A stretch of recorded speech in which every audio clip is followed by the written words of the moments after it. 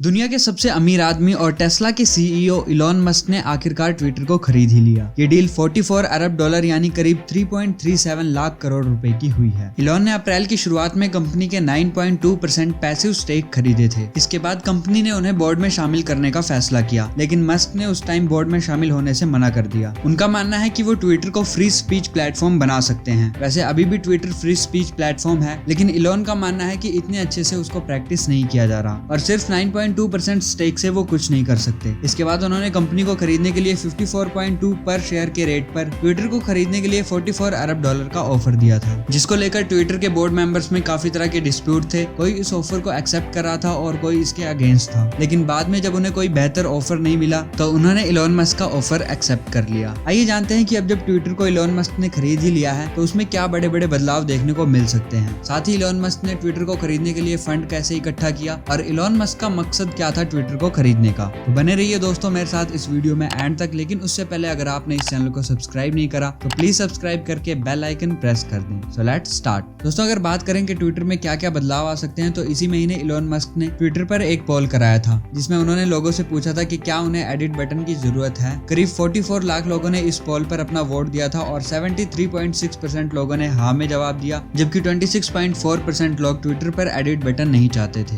काफी लोगों को ट्विटर की ये बात गलत लगती थी कि अगर कोई इंसान एक ट्वीट कर देता है और फिर उसमें कोई मिस्टेक हो जाती है तो फिर उसको एडिट नहीं किया जा सकता, वो सिर्फ डिलीट ही हो सकता है। इसके बाद ये मैटर नहीं करता उस पर कितने लाइक्स आए हैं और कितने रिट्वीट हुए हैं। दोस्तों जब इलॉन मस्क ने पोल किया था तो उन्होंने खुद यस के स्पेलिंग गलत लिख दिए थे। दूसरा जो चेंज हो सकता है वो ये है कि इलॉन मस्क ने 24 मार्च को एक और पोल किया था, जिसमें उन्होंने लोगों से पूछा था कि क्या ट्विटर का एल्गोरिदम ओपन सोर्स होना चाहिए। उनके इस सवाल के जवाब में करीब 11 लाख वोट पड़े थे। इनमें से लगभग 82.7% लोगों ने हाँ में जवाब दिया था, जबकि करीब 17% लोग ऐसा नहीं चाहते थे। इलॉन मस्क ने टेड टॉक में भी बात करी और उन्होंने कहा ट्विटर का कोड ओपन होना चाहिए और इसे गिटहब पर डाल देना चाहिए। इसे लोग उसे देख सकेंगे और गलतियां ढूंढकर उसे सही करने का तरीका बता सकेंगे। एल्गोरिदम ओपन सोर्स करने के पीछे उनका ये भी आर्गुमेंट था कि ट्विटर यूजर्स को ये पता होने की इजाजत होनी चाहिए कि उनका पोस्ट डिमोट किया गया है या फिर प्रमोट, ताकि कुछ भी छुपा ना रहे। तीसरा जो बड़ा बदलाव हो सकता है वो ये इलॉन मस्क के खाते जैसे अकाउंट बनाकर कई स्पैमर्स उनके नाम पर क्रिप्टो करेंसी ले लेते हैं। इससे पहले 2020 में एक बार ये रिपोर्ट भी आई थी कि इलॉन मस्क का अकाउंट हैक हो गया है। जनवरी में इलॉन मस्क ने शिकायत की थी कि ट्विटर एंटी दिखाने वाले प्रोफाइल फोटो पर अपने इंजीनियरिंग रिसोर्स को खर्च कर रहा है, जबकि क्रिप्टो स्कैमर्स धोखाधड़ी में लगे हुए हैं। उसके बाद दोस्तों चौथा बड़ा चेंज ये हो सकता है कि ट्विटर पब्लिक टाउन स्क्वायर बन सकता है। इलॉन मस्क ने ट्विटर से इस बात को लेकर भी नाराजगी जताई थी कि उसने तय किया है कौन सा कंटेंट ट्विटर पर जाना चाहिए और कौन सा नहीं। इस पर उन्होंने एक पोल भी किया था जिसमें पूछा गया था कि उन्हें लगता है कि डेमोक्रेसी के लिए फ्रीडम ऑफ स्पीच जरूरी है। उन्होंने पूछा था कि क्या ट्विटर को इस प्रिंसिपल का पालन करना चाहिए। उनके इस पोल पर करीब 20 लाख लोगों ने वोट किया था। इनमें से 29.6% लोगों का कहना था कि यस ऐसा होना चाहिए, जबकि 70% लोग ऐसा नहीं चाहते थे। हालांकि पोल का रिजल्ट भले ही कुछ और रहा हो, लेकिन इलॉन मस्क ऐसी मर्जी रखते हैं और अब वो इसके मालिक बन चुके हैं तो शायद कुछ ऐसा करे भी। फ्रीडम ऑफ स्पीच को लेकर उन्होंने हाल ही में एक और ट्वीट किया है, जिसमें उन्होंने कहा है कि मुझे उम्मीद है मेरे बुरे क्रिटिक्स भी ट्विटर पर बने रहेंगे, क्योंकि फ्री स्पीच का यही मतलब है। दोस्तों फंड की बात करें तो ट्विटर को खरीदने के लिए मस्क ने 46.5 अरब डॉलर के फंड में लगभग अपनी तरफ से 33.5 अरब डॉलर का इन्वेस्टमेंट किया है। वहीं इसमें 21 अरब डॉलर के शेयर और 12.5 अरब डॉलर का लोन मार्जिन शामिल है। इसके अलावा 13 अरब डॉलर मॉर्गन स्टैनली समेत कई बैंकों ने मिलकर दिया है। इलॉन मस्क के ट्विटर खरीदने के पीछे एक बात और ये भी बताई जा रही है कि वो अपनी मार्केटिंग और पब्लिसिटी फ्री में करवाना चाहते हैं। ट्विटर एक ऐसा प्लेटफॉर्म है जहाँ पर एक अच्छा खासा यूजर बेस है और इलॉन मस्क एक ब्रांड बन चुके हैं। अपने ट्वीट से वो बड़ी बड़ी इकोनॉमीज को उठा भी सकते हैं और गिरा भी सकते हैं। जैसे वो एक ट्वीट करते हैं कि टेस्ला बिटकॉइन एक्सेप्ट करेगी और बिटकॉइन ऑल टाइम हाई पर चला जाता है, और फिर वो कह देते हैं कि ये एनवायरनमेंट के लिए खराब है तो बिटकॉइन का डिप खत्म ही नहीं होता। दोस्तों इलॉन मस्क अपनी कंपनी टेस्ला